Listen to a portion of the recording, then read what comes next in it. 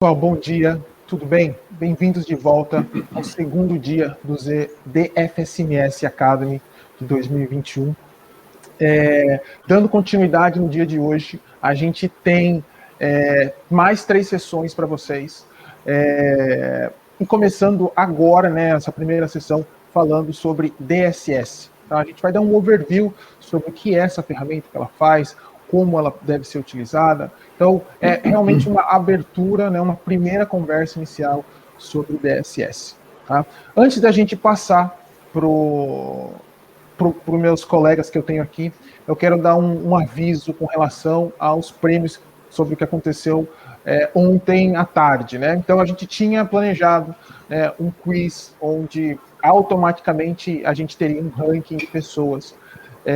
Isso não funcionou muito bem para todo mundo, então a gente resolveu dar um stop nisso e a gente vai fazer uma outra coisa, tá? A gente vai pivotar aqui e vai fazer uma outra coisa. O que a gente vai fazer? Ao final, então a gente tem esse evento, ele começa hoje, vai ter amanhã, quarta e quinta. Ao final, na quinta-feira, lembra que a gente tinha aquele slot com a sessão de compression que a gente removeu, porque a gente vai fazer outra coisa? A gente removeu aquele slot da sessão de compression e eu vou usar esse slot, tá? Para a gente fazer quase que um gamification, mas por meio dessas perguntas. Então vai ser realmente algumas perguntas que a gente vai definir, eu vou definir com os meus amigos aqui, tá? E ao final, né, vocês vão responder essas perguntas relacionadas a esse evento. Então, bastante similar com o que a gente tentou fazer ontem, mas a gente vai fazer isso lá no último bloco, tá? E aí, as 12 pessoas que tiverem as avaliações mais altas receberão esses brindes que eu comentei com vocês ontem, tá? Então, essa é uma coisa para a gente pegar, né, não perder essa questão das perguntas, porque também é importante para a gente avaliar, balizar o quanto foi absorvido do conteúdo, então ajuda a gente. E vocês, em recompensa, receberão esses prêmios, né? As 12 pessoas que tiverem as melhores notas vão receber esse brinde, esse reconhecimento, beleza? Então, essa é uma coisa. E ao longo dos dias, tá? Eu vou separar alguns presentes individuais e aí a gente vai fazer um sorteio aqui com quem está participando na sessão. Então, somente aquelas pessoas que estiveram na sessão do dia, tá? Pelo menos uma delas, a gente vai fazer um sorteio e aí 3 pessoas vão receber um brinde. Aí vai ser um brinde só, tá? E aí lá no final a gente tem os kits. Tá legal? Eu acho que essa é uma boa alternativa. A gente faz as perguntas, vocês testam, a gente vê o que vocês absorveram, a gente faz o reconhecimento e a gente também dá um brinde com base aí nos participantes, um negócio um pouquinho mais baseado na sorte. Tá legal?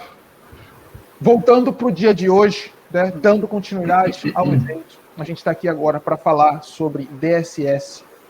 E eu estou aqui com 2 amigos meus, com o Celso e com o André, que vão trazer esse conteúdo para a gente hoje. Antes da gente começar, quero desejar bom dia, não só para eles, mas para vocês também, e um bom evento para todos. Legal?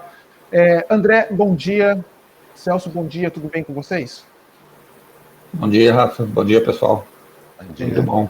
Celso, antes da gente começar, você pode dar um pouquinho, né, um pequeno overview da sua carreira, onde você está focado hoje, o que você faz na IBM? Tá. Como talvez algumas pessoas que estavam ontem vão estar hoje também, então vão ouvir de novo no sentido de a IBM é meu segundo emprego, né, praticamente. Eu trabalhei muito tempo em banco, né, um banco pequeno, e lá a gente fazia de tudo. Então eu tive muitas oportunidades nesse banco, né? Eu fiz de tudo lá, aprendi muito. E agora na IBM eu estou focado mais no time de storage. Desde quando eu entrei até hoje, tudo relacionado a mainframe storage. A gente faz lá com o André, que hoje está com o coworker, o Galas ontem, né? O Sérgio Galas ontem. E a gente tem um time grande lá com vários clientes e só storage. Então, hoje eu estou focado em mainframe storage. Bacana. Legal. André, acho que ontem você não apareceu com a gente, então a sua primeira aparição aqui no Academy. Conta um pouquinho do que você faz na IBM, quanto tempo você tem de mainframe. Bom dia Celso, bom dia Rafa, bom dia para todo mundo.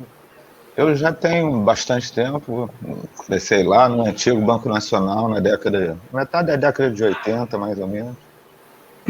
Por um acaso, eu acabei entrando direto no grupo de suporte básico, como chamava na época, que na verdade era o suporte do sistema operacional, MVS, e dos produtos. Eu continuei trabalhando para bancos a maior parte da minha vida e tem mais ou menos 7 anos dedicado ao gerenciamento de histórias. A IBM, como o Celso falou, a gente faz parte de um time grande, que acho que quase 40 pessoas, atendendo a clientes globais da companhia. Um trabalho bem bacana. Legal. Bacana. Então hoje, né, a nossa proposta aqui com vocês dois é falar um pouquinho de DSS. Então eu vou passar para você, Celso, que vai conduzir essa sessão. E pessoal, dúvidas no chat, vocês já estão, acho que, bem familiarizados com a ferramenta. Eu e o André, a gente vai estar monitorando as perguntas que cheguem, e aí a gente vai passando, ou já respondendo, ou passando para o Celso lá no final da apresentação. Tá legal? Celso, pode mandar ver, e a gente vai estar aqui com você o tempo todo. Legal. Bom, pessoal, hoje a gente vai compartilhar aí com vocês essa facility, né, do ZOS, que é o DSS, tá? Que com ela vocês podem fazer várias coisas relacionadas a arquivos e relacionado a volumes. Essa conversa aqui, muitos, né, vão perceber que está, para ele não é novidade, mas para muitos também é didático, assim, muito simples, e eu espero ajudar aí a todos, né, a abrir um pouco as oportunidades do uso aí da ferramenta DSS, tá? Então, a gente vai ver mais ou menos, assim, tópicos, né,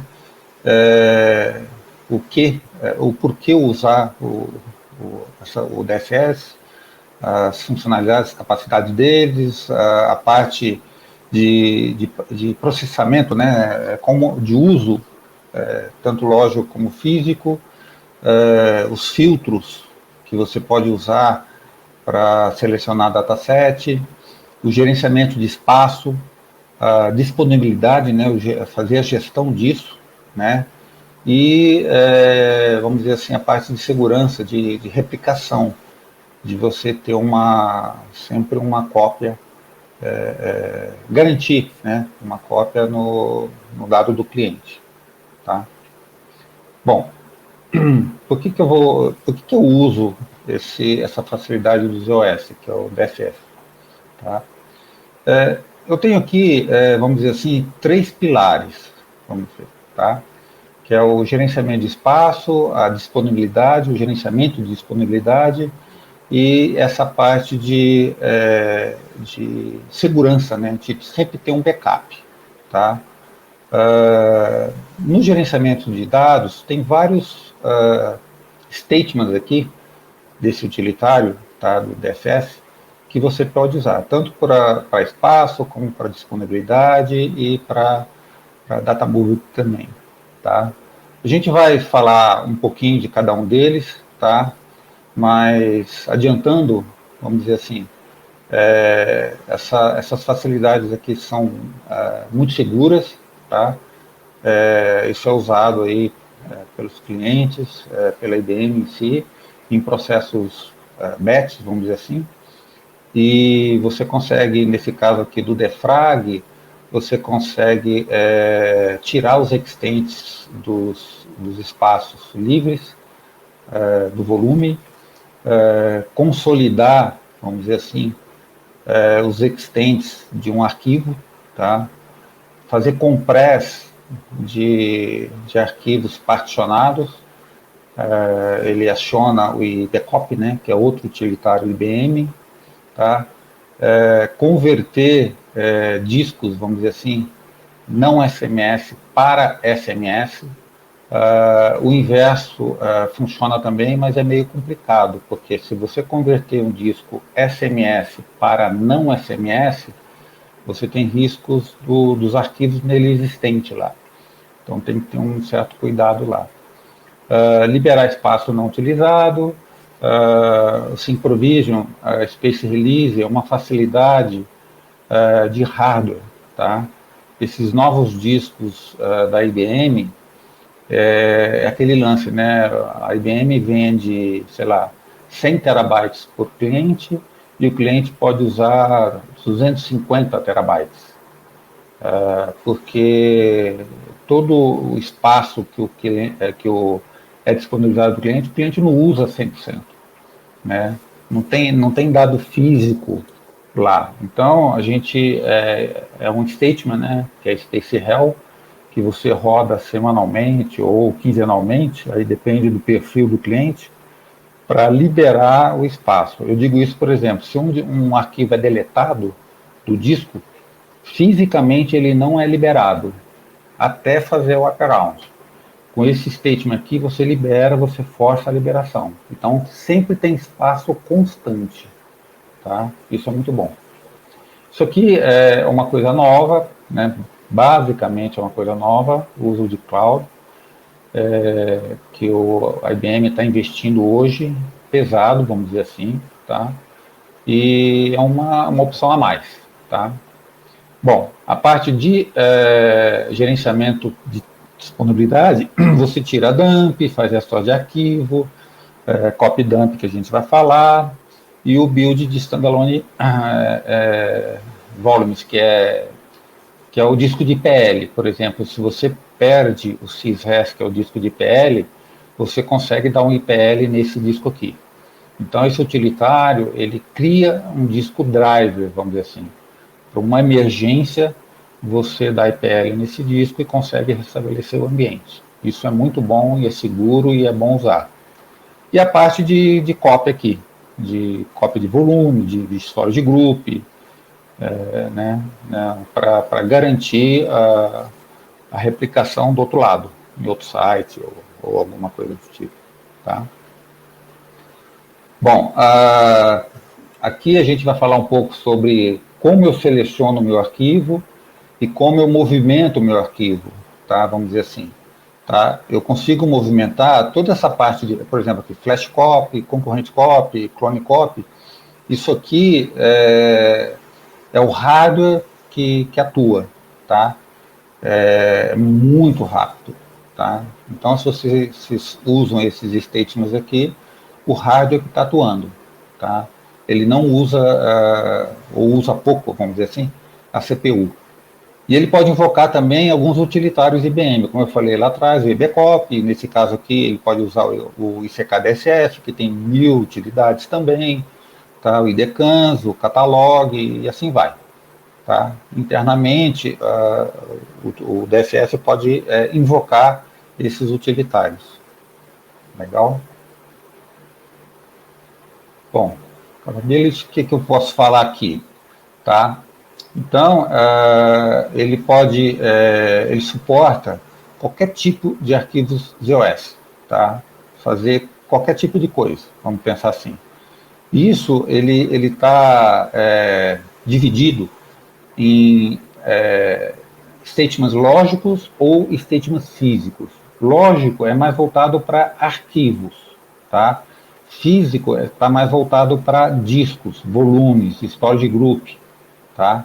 Mais ou menos nesse contexto, tá? Eu consigo selecionar por nome, por características do dataset, se ele é um particionado, se ele é um VISAM, se ele é um sequencial e assim vai. Unix, tá? Eu coloco o path lá do Unix, ele faz uma ação que você quiser. O DSS ele pode ser invocado, vamos dizer assim, via batch, JCL, via painel do ISMF, que é o painel, ISMF é o painel do SMS, tá? E por aplicação, tá? Eu diria assim, por aplicação, raramente é usado, tá? Porque tem problema de segurança, então, vamos dizer assim, a IBM e o cliente, né, eles têm uma certa restrição de liberar a aplicação de invocar o DFS, tá? Normalmente é usado o BET, tá? Normalmente, eu diria assim, 90 e poucos por cento já é usado o BET. Então, aqui, ó, isso aqui é um exemplo que a gente pode colocar dizendo assim, ó, eu posso trabalhar esses arquivos jogando para disco, jogando para qualquer tipo de mídia, vamos dizer assim, inclusive cloud, tá?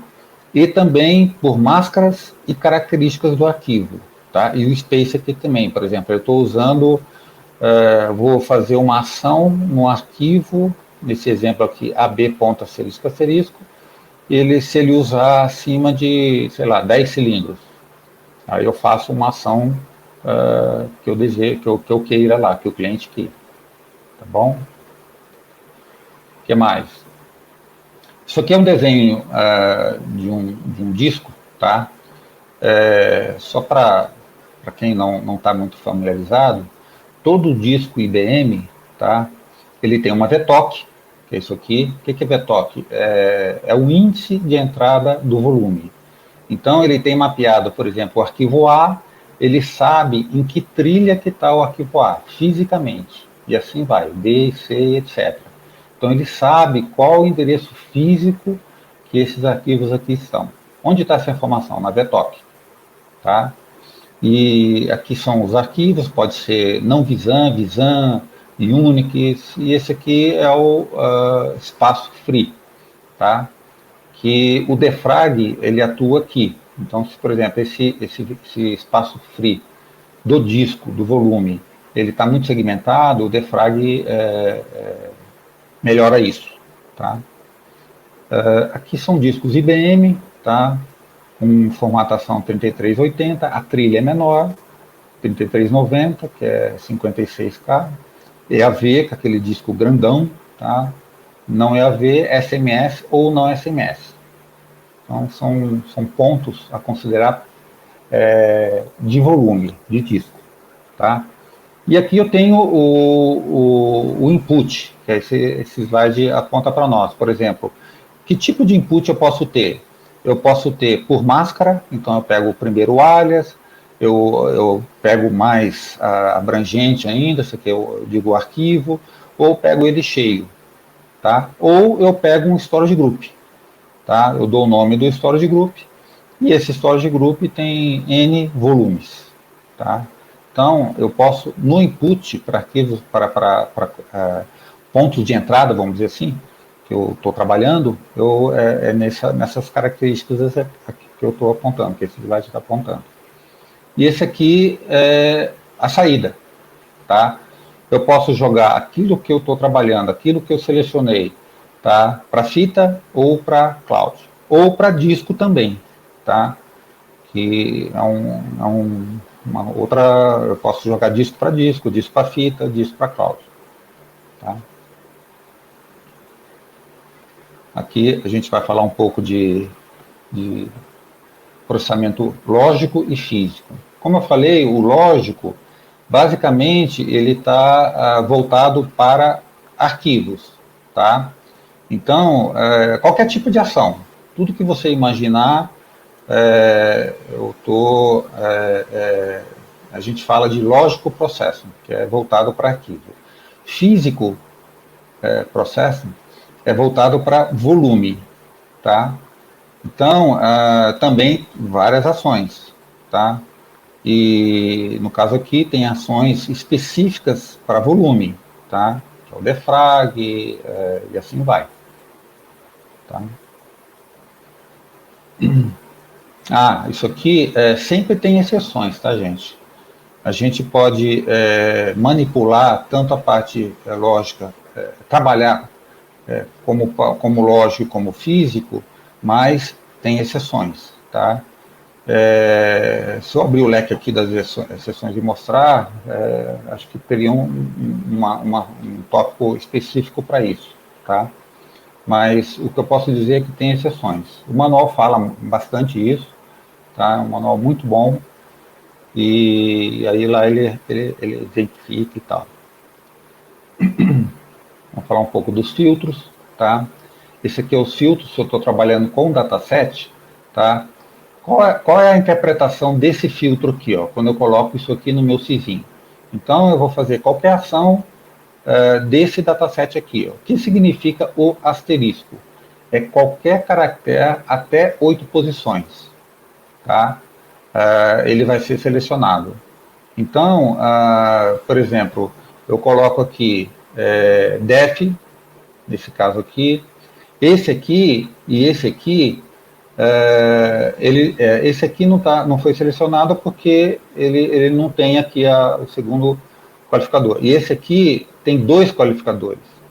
Tá? O D7 é o último, só que aqui eu estou apontando 2 e o asterisco só tem 1. Se eu colocasse ponto asterisco ponto D7, ele pegaria esse caso aqui. Tá? Então, por isso que ele não foi selecionado. Esse caso aqui, ele vai ser selecionado, esse carinha aqui, ó. Por quê? Porque eu pego qualquer coisa depois do ABC ponto, aí vem asterisco, asterisco. Então, qualquer qualificador até 44 posições, todo o arquivo ZOS, ele vai até 44 posições, tá? E cada qualificador desse vai até 8. Então, isso é um padrão. E então esse aqui, asterisco, asterisco, vai todos os qualificadores até 44.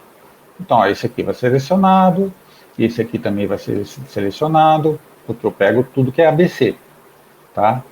E esse aqui é o contrário. Eu pego o final D7. Tudo que vem antes, né, final D7, sendo que a soma de tudo não pode passar de 44. Tá? Esse aqui, ele coloca como uma facilidade a mais, que no primeiro qualificador, eu ponho aqui, eu quero colocar qualquer caractere, tá? Que esse primeiro qualificador aqui não passe de 8. Por exemplo, nesse exemplo aqui ele pôs 1. Ou ele pode, por exemplo, colocar D, E, F, G. São 4 caracteres. Então, quando eu ponho esse asterisco aqui, o primeiro High-Level Qualifier, que é esse aqui, ó, ele pode trabalhar até 8 posições, desde que comece com ABC. E aqui vai até todos os qualificadores à direita, até 44 posições. Legal?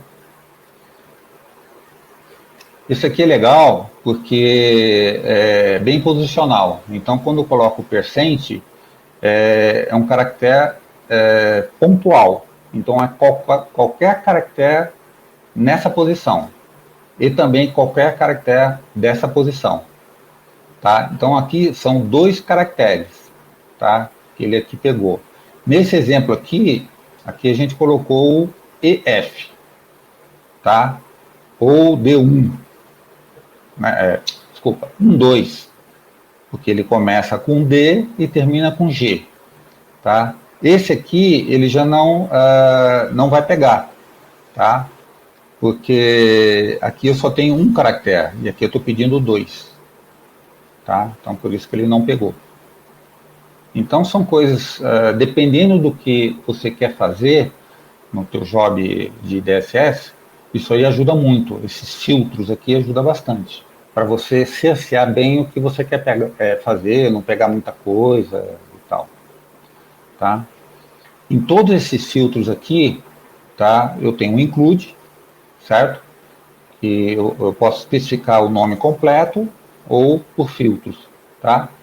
E também desse nome, se eu coloco por qualificador, por exemplo, isso aqui, eu posso excluir alguma coisa daquele filtro que eu pus, menos alguma coisa, tá?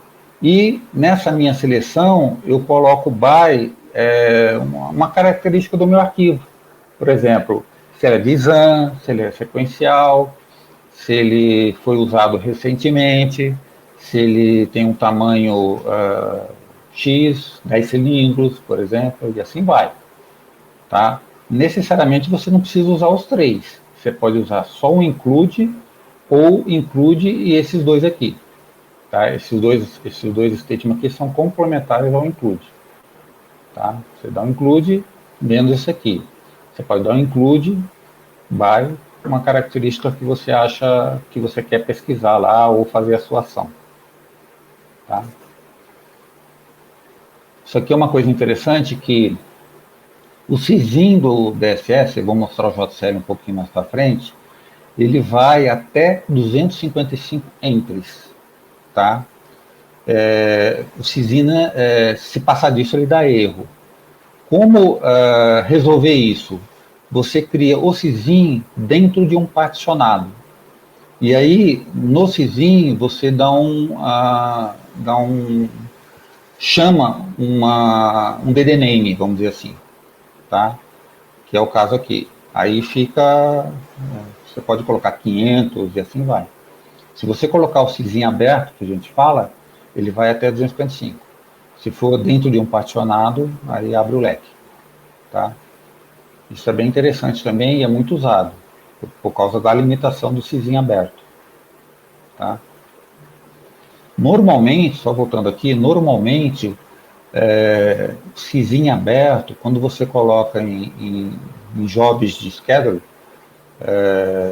TWS, Ctrl N, sei lá, CA Schedule, tem vários jobs de schedule aí, não é interessante deixar sysyn aberto, tá?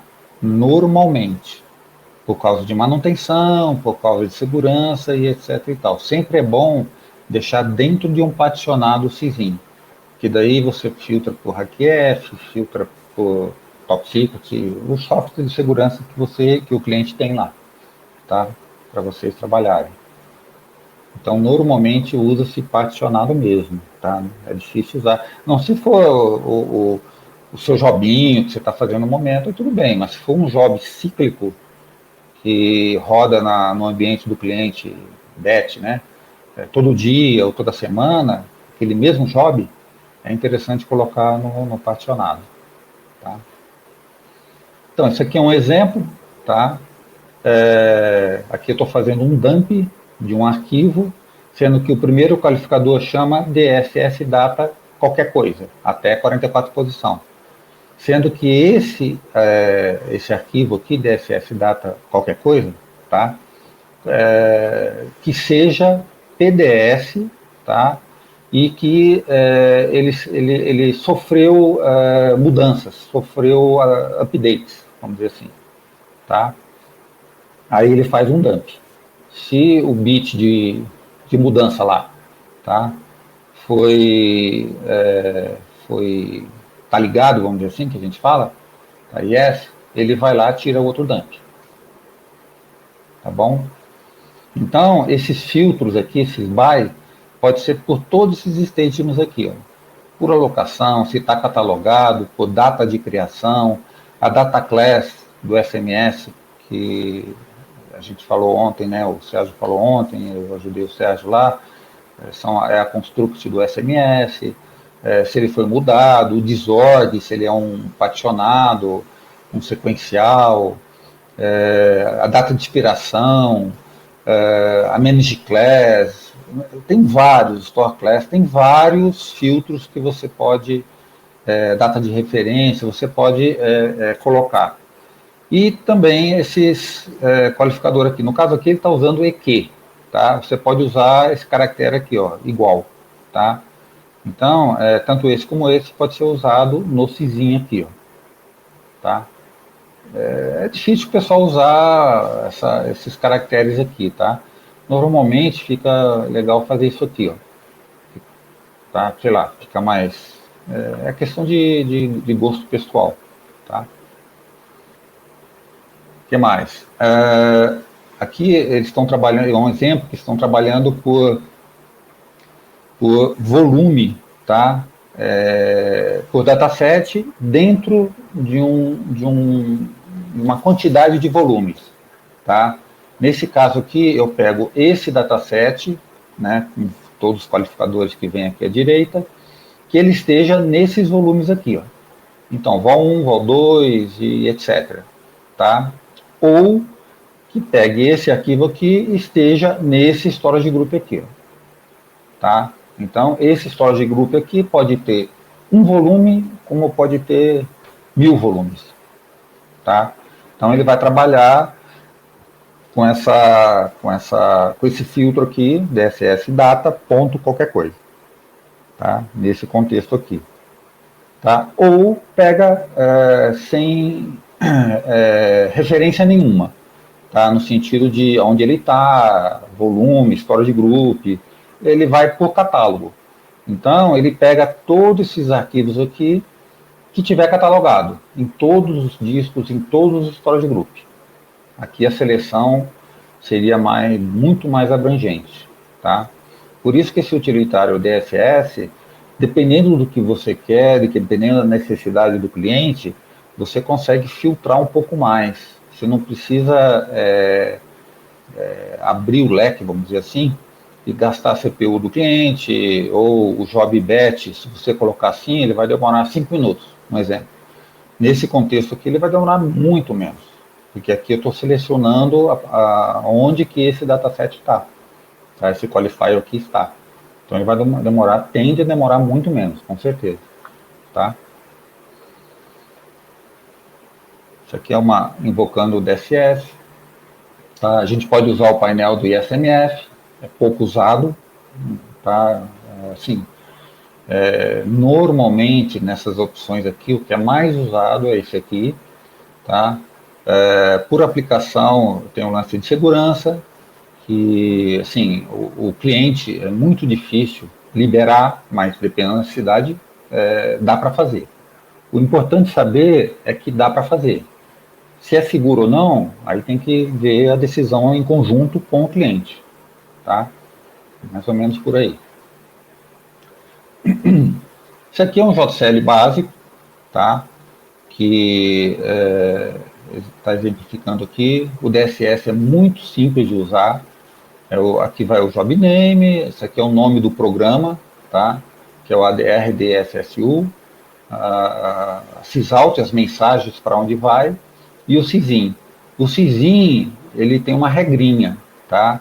Ele tem que respeitar essas colunas aqui, tá? A partir da posição 2 até a posição 72, tá? Então, qualquer statement que você colocar aqui, ele vai aceitar. Se você colocar aqui ou colocar aqui, o statement passar um pouquinho para cá, ele vai chiar. Vai dizer que não tá correto, tá? Vou dar alguns exemplos aqui. Aqui é o jobcat, aqui é o nome do programa que ele está falando, tá? Esse parme aqui é quando o DSS ele invoca outros utilitários IBM, tá? Ou pode ser até utilitários não IBM, desde que esteja compatível, tá? Por exemplo, se o programa desse utilitário está na linked list, ele nem precisa aqui informar aonde que ele está, a load que ele está, tá? Então, o que esse par me indica? Que todas as mensagens desse utilitário, ele vai cair no DDName Sprint. Então, vai ser centralizado tudo aqui. Basicamente, a ideia é essa, tá? Aqui está o Sprint, tá? Ó, esse Sprint aqui, eu posso criar um arquivo, que é o exemplo que ele está falando aqui, tá? E depois eu manipular as mensagens desse sprint aqui, para controle, ou para estatística, métrica, alguma coisa do tipo. Então, esse sprint aqui, eu coloco lá e catalogo um arquivo, crio um arquivo, tá? Eu posso criar esse arquivo em fita, eu posso em disco, normalmente é disco, tá? Mas a DCB tem que estar nesse padrão aqui, tá? Quer dizer, o LRQL tem que estar nesse padrão, de 84 a 137, tá? O arquivinho que for criado. Isso aqui são os statements, aqui, ó, normalmente é isso aqui, o pessoal usa 80, aqui aquilo que eu falei, são as colunas, né, de 2 até 72, tá? O que está em vermelho aqui, ele vai chiar, tá? É uma regrinha do utilitário DFS, tá? Olha lá, ele fala que vai ser ignorada e pode resultar qualquer tipo de erro, vamos dizer assim, tá? Isso aqui é um exemplo bem simples, tá? Ele está tirando um dump desse arquivo aqui, que começa com High Level Qualifier DSS Data, asterisco, asterisco, tá? No DD de entrada, que chama input, que é esse aqui, ó. Então ele está pegando só esse volume aqui, ó. Então ele pega todos esses arquivos desse volume aqui e tira um dump e vai para onde? Vai para o DD name output, que é esse aqui. E aí cria esse arquivinho aqui, ó, TDS dump 1, com essas características aqui, tá? Com essa DCB, certo? E cria para backup, que é dump, né, no caso aqui, tá? Desse qualificador. Lembrando que esse nome aqui, input, você pode pôr qualquer coisa. O INDD é statement do utilitário. INDD e OutDD, tá? Agora, o nome input e output é mais para caracterizar a entrada e saída, mas você pode pôr em português. Sei lá, entra, ó, sai, alguma coisa aqui, desde que aqui seja também o meu nome, tá? Então, isso aqui vai o critério do cliente, de vocês usarem, tá? Aqui ele fala vai até 72. O que é esse exemplo aqui, ó? Aqui ele fala, por exemplo, aqui chegou na 72, tá? Só que o statement do DSS, ele não terminou, tá? Aqui no caso o statement seria OutDD, só que ele não terminou o statement. Aí ele coloca o sinalzinho de mais e continua o statement aqui, ó, tá? Por algum motivo, de repente tem vários statements aqui e tal, e aí você coloca isso aqui, e aí não terminou a palavra OutDD. E aí você põe mais e continua aqui embaixo, tá? Então, o sinalzinho de mais é para continuar a palavra, o statement do DFS, na linha de baixo.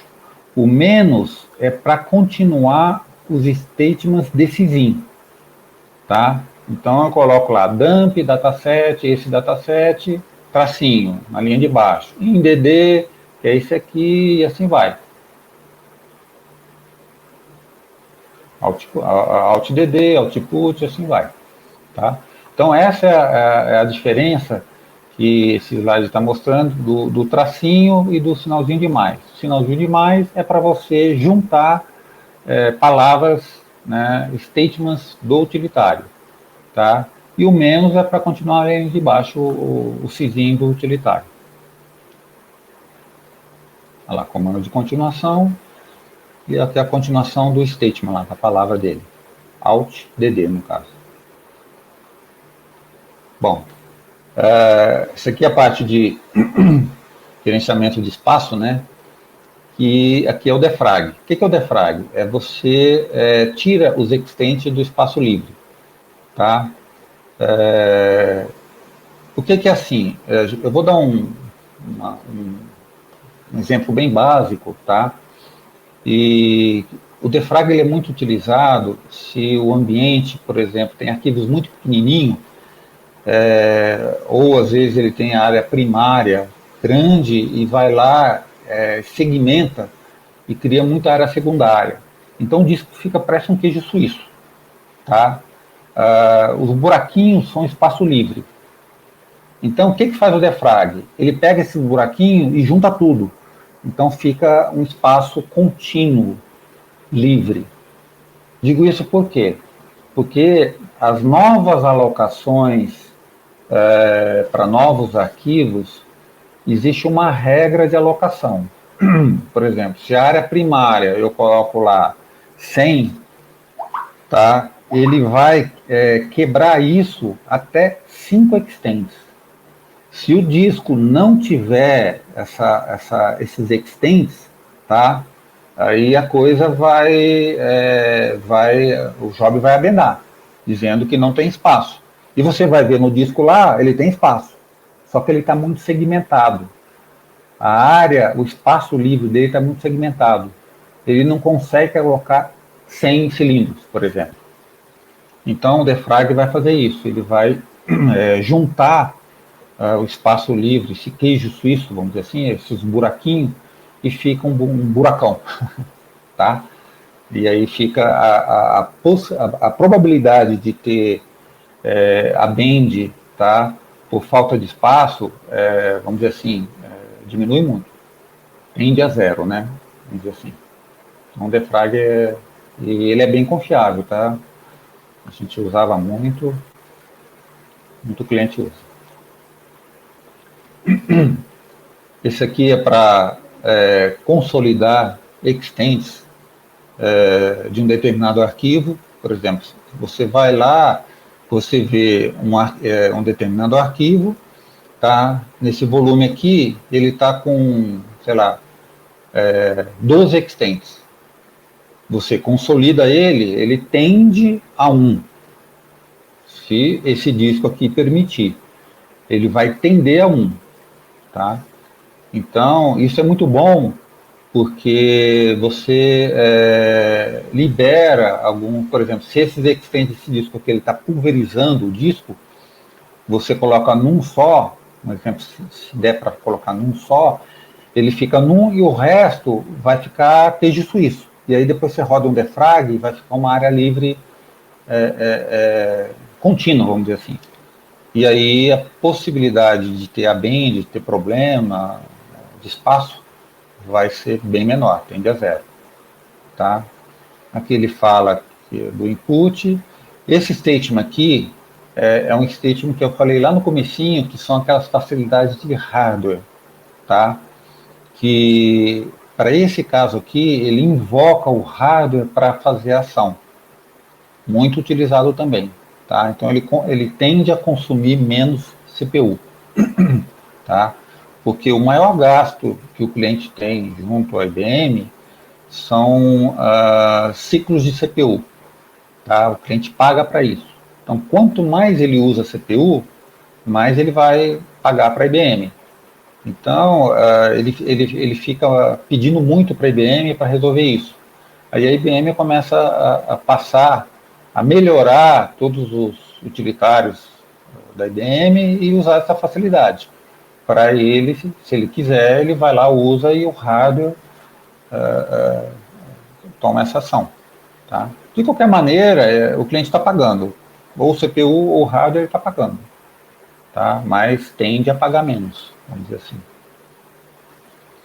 Isso aqui é compress, tá? De arquivos, ele invoca o IBCOP, tá? Eu, pessoalmente, eu prefiro usar IBCOP, tá? Assim, vai muito do dia a dia de cada um. Mas, por exemplo, ele pega aqui, pega todos esses arquivos aqui, desse volume, e comprime os PDFs que estão lá. Tá? O desorg PDF que estão lá. Aqui a gente vai converter, com esse statement aqui, a gente converte um disco, tá? para SMS ou vice-versa. Tá? Para não SMS, de SMS para não VSS, não é muito usado, por causa tem algumas limitações. Às vezes o dataset está na VBDS, que é um arquivo de controle dentro do disco, ele está lá como SMS, aí você vai ter que converter isso. Não é muito prático, vamos dizer assim. O mais prático é você converter não SMS para SMS. Esse às vezes é utilizado. Por exemplo, você vai inicializar, sei lá, 200 volumes pro ambiente do cliente, um determinado storage group, sei lá. Só que, para você dizer que ele é SMS, no utilitário lá, que é aquele utilitário que eu falei, que o DSS invoca, às vezes invoca, que é o ICK DSS, você vai inicializar o volume, existe statement para dizer que esse disco é SMS. ou esse disco não é SMS.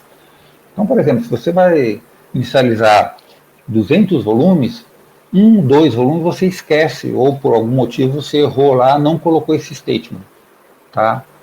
E aí você vai, esse 1 ou 2 volumes, você simplesmente vai converter ele de não SMS para SMS, e funciona bonitinho. Depois adiciona no Storage Group e assim vai. Então essa é a ideia do ConvertV. Esse aqui é uma facilidade para você liberar espaço, tá? É aquele lance que quando você coloca no teu JCL o space lá, aí você põe lá space, lindo, a última statement lá põe release, tá? Que ele libera o espaço não utilizado, tá? Então essa é a ideia do release, tá? Ele vai liberar o espaço não utilizado nesse exemplo aqui para esse arquivo, né? Que tem uma continuação de vários qualifiers até 44 desse volume. E esse parâmetro aqui é para Visan, e é para, quando você põe ele, é para todos os associados àquele Visan, tá? Todos tem assim, associados para aquele arquivo Visan, tá? Então esse é a ideia. Por exemplo, AIX, às vezes é associado, tem várias facilidades de Visan que você associa um cluster, tá? Não é um cluster puro, pode ter associações. Então isso aqui você abre o leque para isso, tá? Esse parâmetro. Esse aqui é o Space Hell, que é o lance lá que a gente conversou sobre o Space Release, o Sync Provision, tá? Que ele libera fisicamente o espaço dentro da box, tá? Isso aqui é utilizado muito, tá? E está sendo incentivado pela IBM para usar nesses discos novos, DS8K, tá?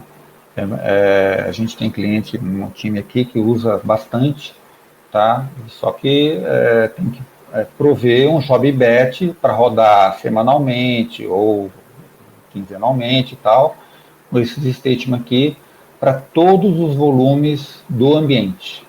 Você tem que listar todos os volumes aqui para ele atuar, dependendo de alguns critérios, tá? Existe critério lá, se esse espaço for 42, no caso aqui, acima de 42, se for, tem alguns critérios, tá? Eu, pessoalmente, eu uso o limpo, eu deixo liberar tudo, tá? E funciona bonitinho, tá? Isso aqui é a parte de cloud, tá?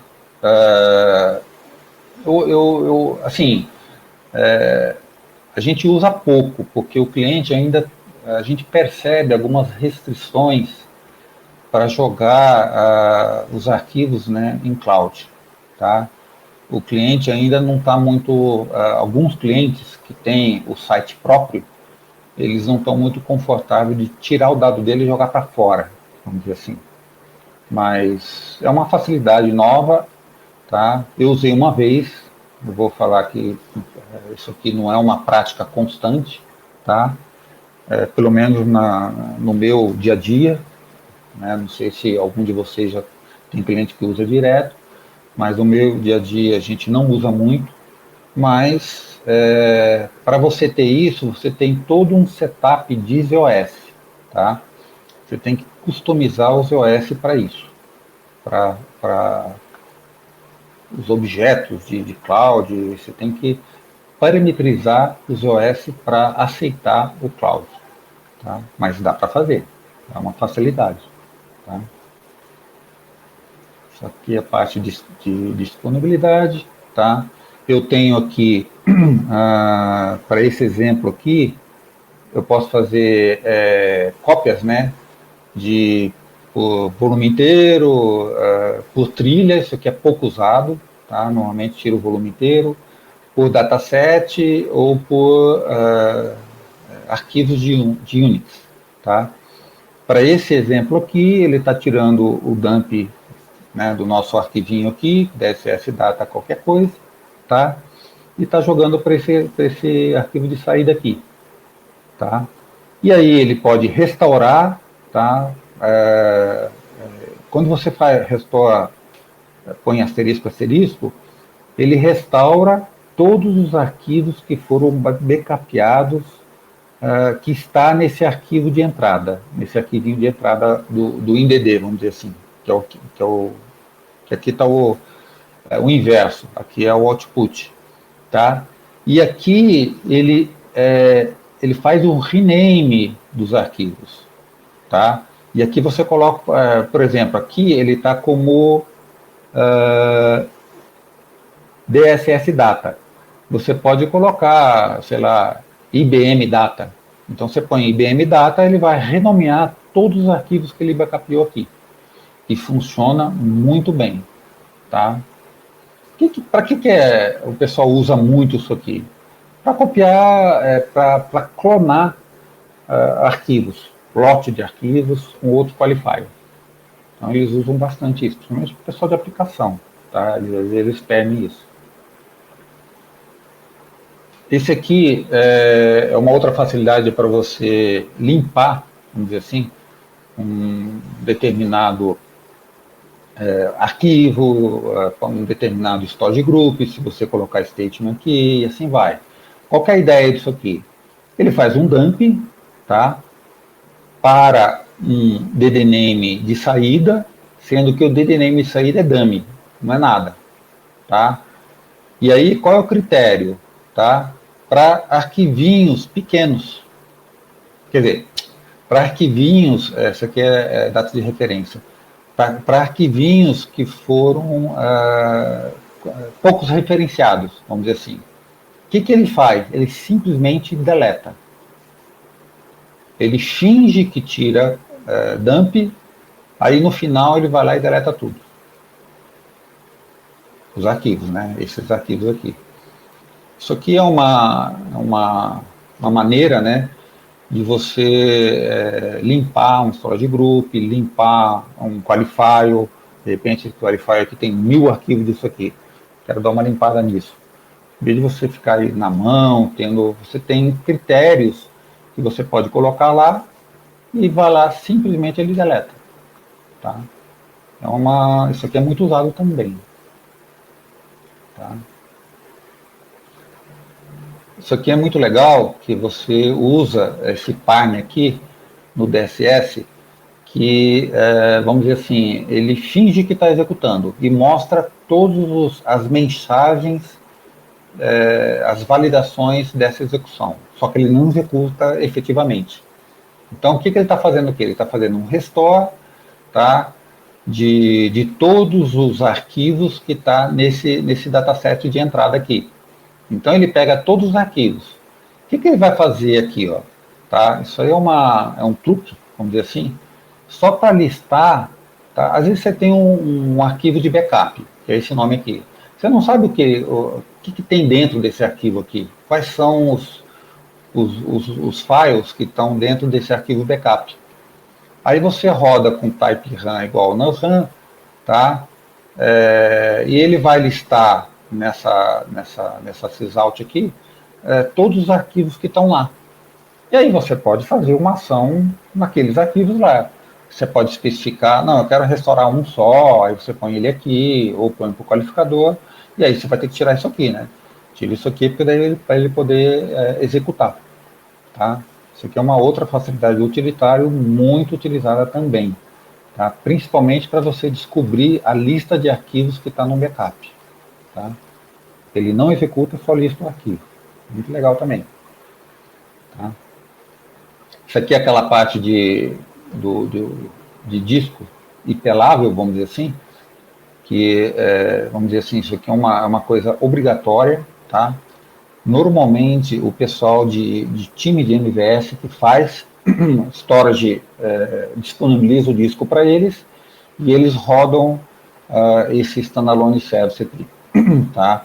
Que é um disco para, se dá algum problema no ambiente, nos OS lá, por algum motivo, travou, o disco não é reconhecido por algum motivo, e aí você dá IPL nesse disco standalone para recuperar o ambiente. Isso é uma prática, vamos dizer assim, aconselhável usar. Tá? Aqui a parte de replicação, tá? Aquilo lá que a gente já falou, você pode copiar, fazer dump de arquivos e dar um rename, tá? Você pode, por exemplo, dar um replace unconditional, tá? Por mesmo nome. Então, por exemplo, você busca um determinado arquivo e joga no existente e dá replace em cima dele. Você não quer dar rename, você quer dar um replace em cima dele. Entendeu? Esse aqui, você trabalha com as constructs do SMS, tá? Você pode mudar isso, ou bypassar as regras de ACS, tá? Então, por exemplo, você vai lá, você faz qualquer ação, tá? E eu não, para essa ação, eu não seto nenhuma store class para aqueles datasets que eu estou criando ou alguma coisa do tipo. Eu não faço nenhuma ação de SMS nele, tá? Ou eu bypasso o ACS, as regras de ACS, de alocação e etc e tal, tá? Aqui aquele lance dos extents que a gente falou. Uma coisa muito importante, tá? Os arquivos source, ele mantém o status de compressão e de encriptação, tá?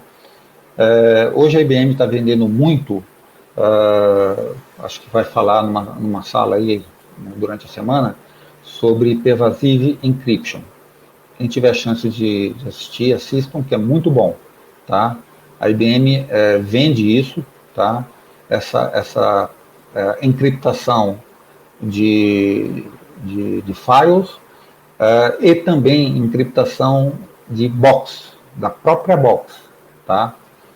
Para fica 100%, vamos dizer assim, ou 99,99, inviolável. Então é impossível entrar no ambiente mainframe sem autorização, tá?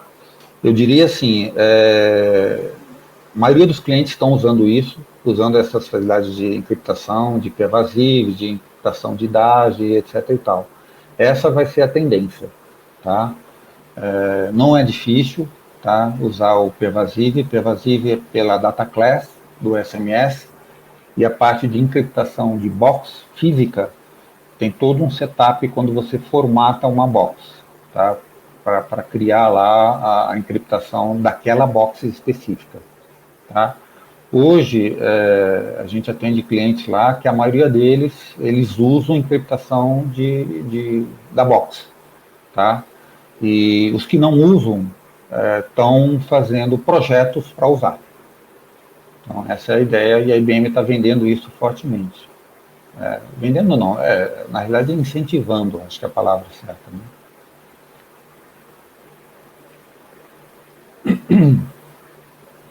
Aqui pode migrar volumes grandes, vamos dizer assim. Isso aqui não é muito, você migra, por exemplo, de um modelo 3 para modelo 1, tá? Desde que caiba.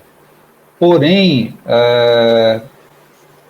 o free space não vai ser muito, assim, não vai ficar legal. Então isso aqui não é muito prático, eu diria assim, tá? Não é usual o pessoal fazer isso, tá? Quem já usou o TDMF também permite isso. No fundo, o TDMF ele aciona o DFS, tá? O TDMF é um outro utilitário IBM que você faz move de volumes, às vezes até de dataset, os novos releases. Então, de volumes, você move volume de volume 3 para volume 1, desde que no volume 3, o inverso de volume 1 para volume 3. Só que tem que ter espaço, claro, né? Só que, por exemplo, do volume 1 para volume 3, o volume 3 vai ficar com o mesmo tamanho da VTOC do volume 1. Também não é uma boa prática. Aí você vai ter que fazer, mudar a VTOC, estender a VTOC, tem umas ações a mais aí para se fazer. também não é muito utilizado. Normalmente, o que a IBM recomenda, vamos dizer assim, os manuais também, é trabalhar os modelos de discos IBM. Modelo 1, modelo 3, modelo 9, 27, e etc e tal. O que está acontecendo agora é usar nos storage group modelos maiores. Por exemplo, o modelo 54, de 27 para cima, até haver. Então, para o storage group ficar bem dimensionado, não ficar muito pequeno, vamos dizer assim. E é recomendável usar no storage group sempre o mesmo modelo. Se aquele storage group tiver tudo modelo 54, é melhor do que ele tiver mix de modelo lá dentro.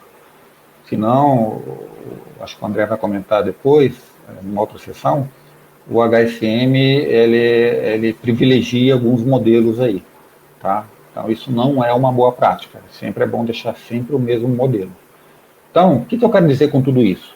Sempre é bom trabalhar com os modelos IBM. Modelo 1 para modelo 1, 3 para 3 e assim vai. O tamanho de modelo 1, A3339 e assim vai. Modelo 3, 3339 e assim vai. Tá? Modelo 1 é 1113, se não me engano. Então, essa é a ideia. Tá? Hoje, a gente tem os novos discos IBM, é tudo flash, inclusive você pode definir volumes com diferentes modelos, tá? Só que a sugestão que a gente dá isso não é uma boa prática. Volto a dizer, sempre trabalhar com o tamanho dos modelos de referências que a IBM sempre coloca. Modelo 1, o tamanho lá, tantos cilindros. Modelo 3, 3339, modelo 9, 10 e um pouquinho, e assim vai. Então, sempre trabalhar dessa maneira, vamos dizer assim. Tá? Aqui ele fala sobre flash copy, que é toda por hardware, vamos dizer assim, tá? O microcódigo da box que atua, ele não gasta CPU para isso. Tá? Isso é uma conversa muito extensa, tá? O uso de flash copy, mas o que a gente pode assim pincelar para vocês é que funciona e é muito mais rápido, se você usar a flash copy, tá? O elapsed time do job cai bastante, tá? Isso aqui é um outro exemplo. Aqui, ó, ele colocou no run, tá? Ele está fazendo cópia de um volume para outro volume e, ao mesmo tempo, quer dizer, isso por hardware, tá? Preferência por hardware, e logo em seguida ele faz um dump full desse Val2. Ele tira para esse aqui, dá um dump full e libera o hardware, tá? O withdraw do flash copy. É usado, mas dependendo se aqui tem um volume, se for bastante, para você dar manutenção nisso, não é muito usual, tá? Mas o que eu quero dizer com isso aqui? É o lance de hardware. Ele é muito rápido, tá? Não é esse exemplo aqui, mas a gente pode fazer, por exemplo, por storage group, tá? Os logs de DB2. Os logs de DB2, tá? Normalmente fica um determinado storage group, e aí você precisa tirar cópia desse storage group. Então você tira uma cópia desse storage group e coloca a facilidade de hardware, tá? Então, segundos, é só ponteiros que ele aponta por exemplo, você tira de um storage group para outro storage group de backup, tá? Desde que seja dimensionado para isso, e etc. e tal. Então, ele faz apontamentos, olha, de tabelas do microcódigo da box.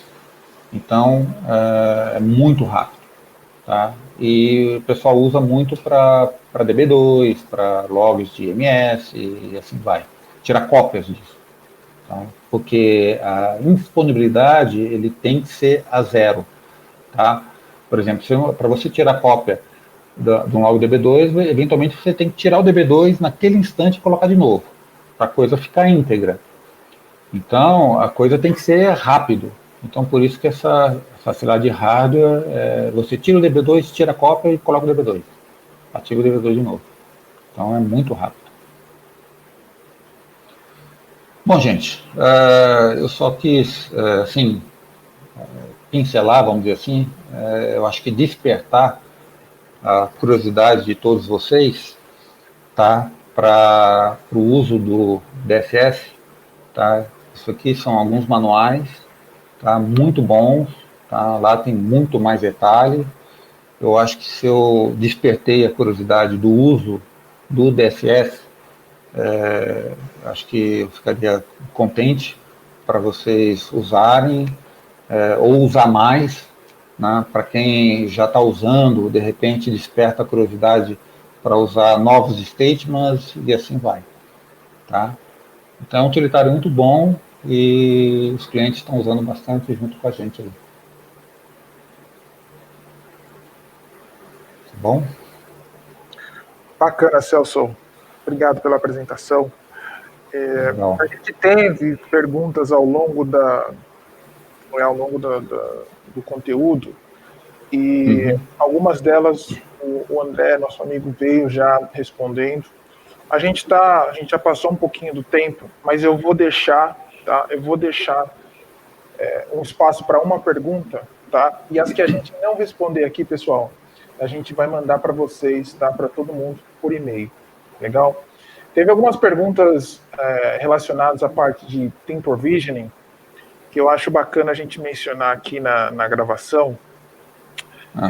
E aí eu vou colocar duas em uma, tá? A primeira era a questão sobre o overbooking, né? Eu vou usar o Team Provisioning e eu vou acabar usando mais do disco, né? Mais disco do que tem. E como que a gente trabalha essa parte, né? Para que isso não se torne um problema lá na frente. Então essa foi a primeira pergunta aí com relação ao Team Provisioning. Se você puder fazer algum comentário em relação a isso. Sim. O Sync Provision é uma facilidade de hardware, tá? Quando você formata a box, você tem que dizer, não sei se alguém já fez isso aí, mas só pincelando para o pessoal que nunca utilizou, quando você formata os discos de mainframe, aquilo que eu falei, modelo 1, modelo 3 tal, existe statement para você formatar o tamanho daquele volume no endereço físico da box. Existe um statement dizendo, ó, esse cara é Sync Provision, esse volume é Sync Provision, e assim vai. Normalmente você diz que aquela box, todos os volumes formatados daquela box, todos eles são Sync Provision. Bom, isso é a primeira fase. Você pega uma box novinha, você coloca ela inteira com Sync Provision. Beleza, você joga no ambiente, com os storage group, etc. Tá? Só que você tem que rodar o Space Release lá, que é o Space Hell, ciclicamente. No nosso caso, a gente roda semanalmente, tá? Que é o Space Hell apontando todos os volumes. Para quê? Para liberar aquele lance que eu falei que é o espaço deletado pela aplicação, pelos EOS, só que fisicamente não foi. E aí o Space Hell vai lá, libera todo o espaço. E a gente ganha muito. A experiência que a gente teve aí em algumas boxes dos clientes é em torno de 40%, às vezes até mais. Por exemplo, se o dado de cliente tiver muito espaço em branco, tá? Sei lá, endereço, tem muito, ele comprime isso, libera esse espaço em branco, e aí a tendência de liberar mais espaço é muito maior. Então depende da característica do dado do cliente. Normalmente a gente ganha aí em cada Space Hell a 40%, e existe utilitários para você ficar vigiando a box. Porque a box, se você não rodar o Space Hell, ela pode alarmar. Se ela alarmar com 90% fisicamente utilizado, ela entra em read only. Aí a LPAR ela trava. Então existe utilitários free, né, da própria IBM, o próprio cliente, o próprio arquiteto vende isso, né, disponibiliza isso, e aí você roda lá, ciclicamente, as métricas dessa box, como é que ela está, em termos de espaço físico livre, tá? E se você perceber que ela está em 70 e pouco, 80, você tem que rodar esse Space Hell. Se mesmo assim, com Space Hell, ele não baixar, tá, por algum motivo, ele chegar acima de 80%, você tem que avisar o cliente, ó, precisa comprar mais disco. Entendeu? Porque comprar disco não é assim, semana que vem vai vir disco novo. Depende do cliente, o cliente tem que aprovar, tem que pagar, a IBM tem que instalar, tem todo, demora isso. Então, a ideia é você alarmar o cliente, olha, esse disco aqui está 80%, faz algumas semanas que está assim, precisa comprar disco. Entendeu? Então, essa é a ideia, mais ou menos, do Sync Provision. Funciona e funciona muito bem. E a IBM está incentivando o uso disso. Legal. Tá? Dessa facilidade. Bacana, Celso. Como eu disse, pessoal, as perguntas que a gente não respondeu agora, tá? A gente vai passar para vocês por e-mail as respostas e possíveis referências. Tá? Ao final do evento, a gente vai disponibilizar todos os materiais de todas as sessões. Tá? Então, é algo que também vai ser um recurso para vocês utilizarem. Eu já disponibilizei a pesquisa de feedback, está aqui embaixo, esse botãozinho verde, se vocês puderem clicar e dar um feedback para o Celso, para o André, que está aqui com a gente, sobre o conteúdo e possivelmente dúvidas que vocês tiveram, porque eu passo isso para eles, eles também podem entrar em contato com vocês diretamente para responder uma possível dúvida, ou a gente também usa isso para sugestões de temas e próximos eventos relacionados a esse tema de DSS. Legal? Eu quero agradecer mais uma vez a participação do Celso e do André.